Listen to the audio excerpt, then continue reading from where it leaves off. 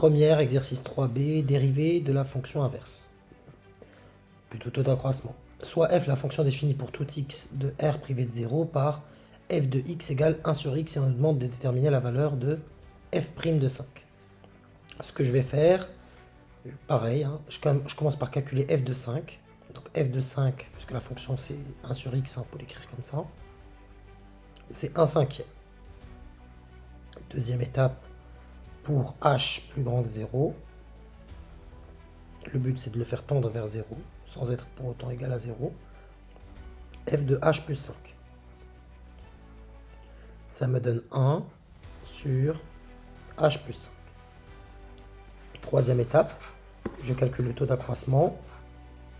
Ça me donne f de h plus 5 moins f de 5, le tout sur h. Et comme je vous le répète à chaque fois, le but c'est de ne plus avoir le h au dénominateur.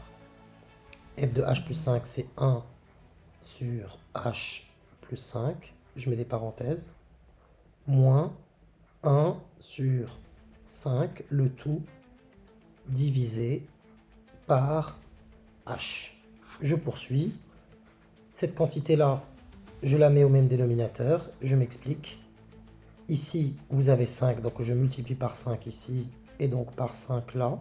Et là, c'était h plus 5 de l'autre côté, donc fois h plus 5 ici, et fois h plus 5 là. Ça me permet de mettre cette quantité-là, ces quantités-là plutôt au même dénominateur. Donc le tout sera divisé bien sûr par h.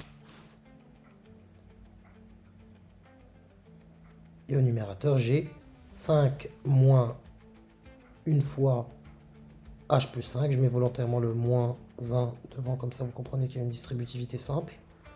Le tout sur 5 fois h plus 5.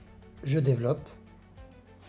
Ça me donne l'égalité suivante. Donc 5 moins 1 fois h, c'est moins h. Moins 1 fois 5, c'est moins 5. Le tout, plutôt cette quantité divisé par 5 facteur de h plus 5. Et le tout, voilà, est divisé par h. J'attire votre attention sur la chose suivante. Si vous avez a sur b qui est divisé par c, vous savez que diviser une quantité, donc le a fois b, a sur b, pardon, est divisé par c, donc on multiplie par l'inverse de c, c'est-à-dire 1 sur c, ça vous donne a sur bc. Donc là, d'abord je simplifie, les 5 moins 5 s'éliminent, il ne me reste plus que moins une fois h sur 5 h plus 5, et qu'est-ce que je viens de vous dire là?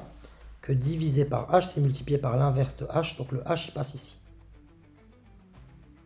Donc là c'est votre a sur b qui est divisé par votre c qui est là, et donc voilà, vous avez cette identité algébrique à connaître. Bien sûr b et c différents de 0.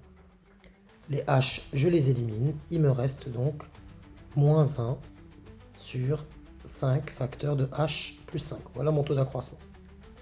Et j'écrirai donc que f' de 5, c'est la limite de moins 1 sur 5 facteur de h plus 5 lorsque h, je le remplace par 0.